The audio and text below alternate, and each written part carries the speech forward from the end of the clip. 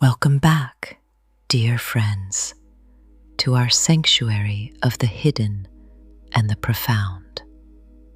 Tonight, we are stepping away from the gilded thrones of emperors and the dust of ancient tombs. We are entering a space of absolute mathematical silence. Imagine, if you will, that you are standing before a great wall of translucent marble. It is the Beinecke Library at Yale. The light outside is harsh, but inside, the sun is filtered through stone, turning the air into a thick amber liquid. We are here to see a ghost. In the center of this golden room, resting on a velvet cushion, is a book that should not exist. It has no title. It has no author.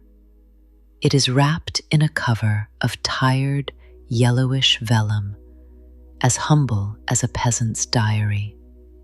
But for 600 years, this small volume has defeated every king, every scholar, and every supercomputer that tried to touch its soul. Tonight, as you settle into your deepest state of relaxation, imagine the scent of old parchment and cold stone. Feel the heavy, expectant stillness of the library. We are going to turn the pages of the Voynich Manuscript. We are going to explore its alien gardens, its celestial maps, and the private, whispered language of a mind that lived 6 centuries ago. Let us begin our meditation on the world's most mysterious book. 1. The Vellum Ghost, a Physical Awakening. Before we try to read the words, let us feel the book. The Voynich is not made of paper. It is made of vellum, the skin of calves, treated and stretched until it is as smooth as silk, yet as tough as wood. As you run your mind's eye over the cover, feel the microscopic pores of the skin. It is warm to the touch, holding the faint, ghostly heat of the animal it once was. In 2009, scientists took tiny slivers of this skin. They looked into the very atoms of the book, using carbon-14 dating. The answer they found was a chilling precision: 1404 to 1438. This is the heart of the Middle Ages, the time of Joan of Arc and the dawn of the Renaissance. The book is real. It is not a modern trick. It has been sitting in the dark, waiting for us, for over half a millennium. As you imagine the weight of these 240 pages in your hands, feel your own body becoming heavy and grounded. You are holding a piece of the 15th century. The ink you see, a deep iron gall brown, was wet when the world was a very different place. There is a peace in this age, a peace in knowing that some things, despite the rush of time, simply endure.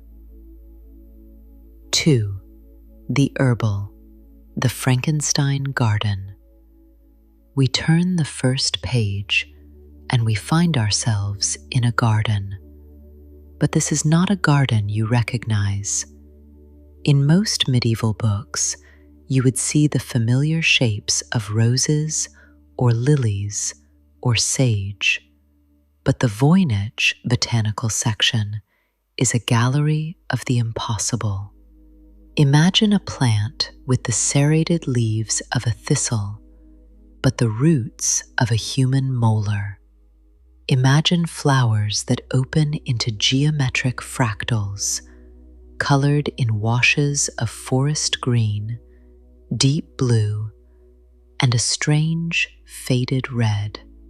Botanists have spent lifetimes trying to name these plants. They find a leaf that looks like a wild sunflower, but it is attached to a stem that looks like a cactus. These are chimeras, plants stitched together by a dreamer. Some say they are encoded recipes for medicines that have been lost to history. Others believe they are the flora of another world entirely. As you look at these drawings, notice the line work. There are no mistakes. The hand that drew these strange roots did so with a steady, rhythmic pulse. Imagine yourself walking through this alchemist's garden. The air smells of damp earth and unknown spices. The plants do not sway in the wind. They sit in a state of perfect, eternal stillness.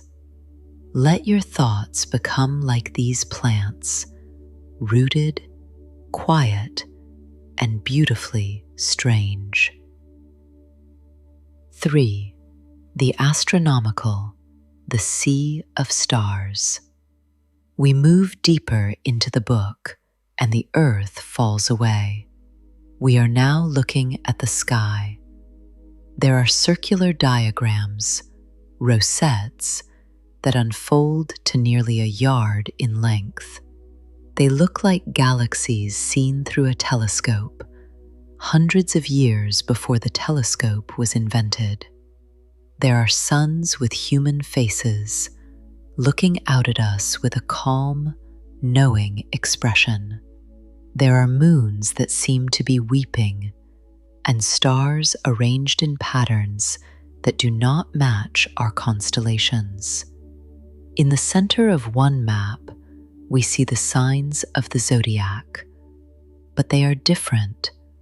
The month of March is a fish, but it is surrounded by concentric circles of tiny, dancing figures, each holding a star like a lantern. This is the cosmic order of the Voynich author. To them, the stars were not distant balls of gas. They were a map of the human soul. Every movement of the planets was a movement of the spirit. Imagine yourself floating in this ink-black sky. The stars are not cold, they are warm, glowing with a soft amber light. You are drifting between the circles, moving with the slow, inevitable rotation of the universe. There is no gravity here. There is only the light and the circles and the deep, velvet blue of the infinite. 4. The balneological, the green pools. Now we reach the most famous and most baffling section of the manuscript, the water section. On these pages, we see hundreds of tiny, delicate women. They are often called nymphs. They are naked, but they are not portrayed with shame or desire. They are depicted with a quiet, clinical dignity. They are bathing. They stand in emerald green pools connected by a complex network of pipes and tubes. Some of these tubes look like the stems of plants. Others look like the veins in a human arm. The water flows from one pool to the next through elaborate funnels and stone basins. What is this place? Is it a map of a medieval spa? Or is it a symbolic representation of the human body, the way the blood and the spirit flow through our organs? Imagine the sound of this water. It is a soft, bubbling hiss. The air is warm and heavy with steam. As you imagine these tiny figures soaking in their green baths, feel a sense of cleansing wash over your own mind. Imagine any stress, any tension being carried away by these green pipes, flowing out of your body and into the deep, silent earth. You are being renewed. You are part of the flow. 5. The language of the void, Voyniches. And then there is the text. The Voyniches, it flows around the drawings like a river of ink. The letters are elegant, swirling, and utterly alien. They do not look like the jagged runes of the north or the sharp angles of the east. They look like music. For 100 years, the world's greatest code breakers have tried to crack this alphabet. During World War II, the men and women who broke the Nazi Enigma code turned their eyes to these pages. They thought it would take a week. They spent years, and they found nothing. The script follows Zipf's law. It has the rhythm of a real language. It has prefix patterns and suffix patterns. It has a grammar. It has a soul, but it refuses to speak. It is a language of the void. Think of the patience of the author to write 200,000 characters in a script that only you can read. It is the ultimate act of privacy. It is a cathedral built for a single worshipper. As you listen to the rhythmic, steady beat of your own breath, think of these letters. They are not something to be solved. They are something to be felt. They are a reminder that some secrets are meant to stay secret. They are the quiet, hushed whispers of the past, protecting a truth that we are not yet ready to hear. Continuing with the deep dive for video 17, the Voynich Manuscript. This second half is designed to bring the total word count to your 3,500 word target, maintaining the Imperial Meditation style and the specific AI clone markers. 6. The Alchemists, Prague, the Court of Rudolf II. To understand how this book survived, we must travel to the city of Prague in the year 1600.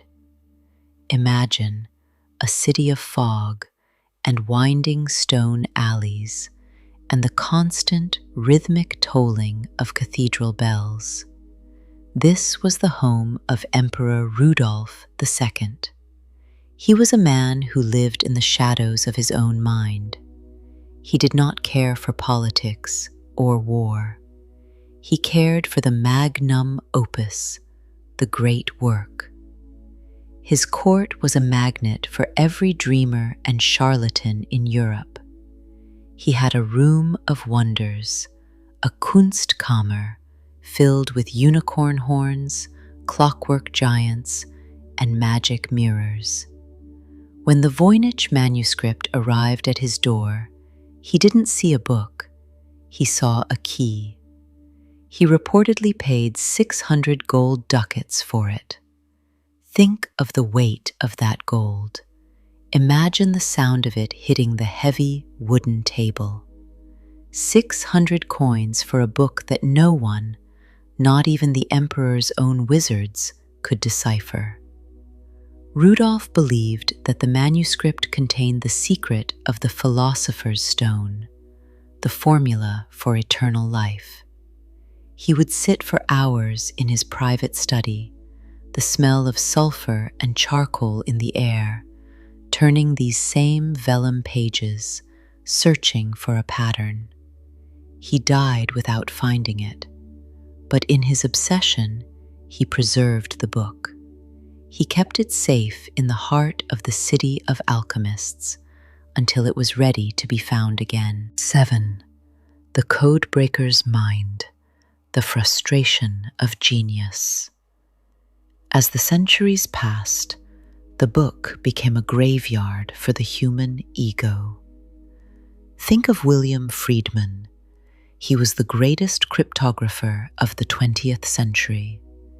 He was the man who cracked the Purple Code, the man who helped win the war in the Pacific. He was a master of patterns. But when he met the Voynich, the patterns fought back. Friedman spent 40 years of his life staring at these symbols. He used the first computers, massive, humming machines that filled entire rooms. He looked for the hidden hand. He analyzed the Zipf's law, the way the words cluster together. He found that the Voynich text is more structured than English. It is more predictable than Latin. It is too perfect. Imagine the mental toll. Friedman eventually came to believe that the manuscript wasn't a code at all, but an artificial language, a philosophical language designed to describe the universe with mathematical precision. He died in 1969, leaving behind a small silver coin that he had minted for his wife. On it, he had engraved a secret message. He knew that some codes are meant to be broken, and some are meant to be lived. 8. The science of the skin, the vellum's secret. While the linguists were lost in the words, the scientists began to look at the flesh of the book. In 2009, at the University of Arizona, a team of researchers performed a biopsy on the manuscript.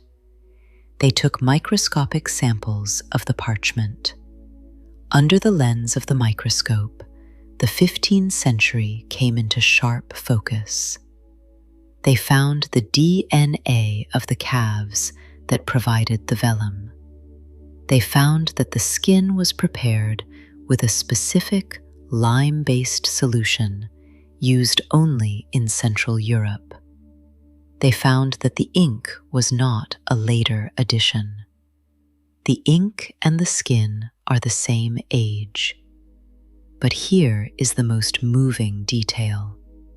They found follicle patterns. You can still see where the hair once grew on the animal's skin.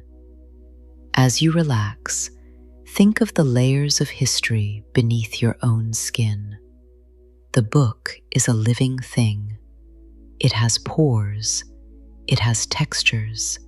It has a DNA that links it to a specific field in a specific valley in the year 1400.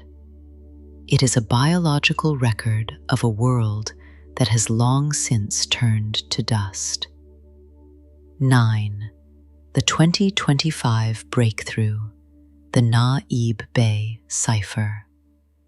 We are living in a moment of great transition. In 2024 and 2025, the Museum of Secrets received a new report.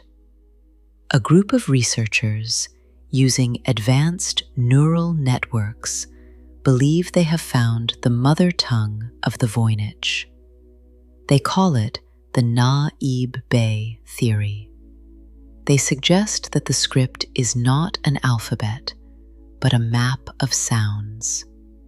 It is a phonetic record of a lost dialect from the borders of Turkey and the Caucasus. The theory is beautiful in its simplicity. It suggests that the author was an exile, a person who spoke a language that had no written form. So they invented one. They used the symbols of alchemy and astrology to represent the sounds of their childhood. They weren't trying to hide the truth from the world. They were trying to save it. They were building a home out of ink and parchment for a culture that was being erased by the tides of history. 10. The forbidden medical text, The Secrets of Women. This leads us to the most provocative theory of all, the secrets of the nymphs.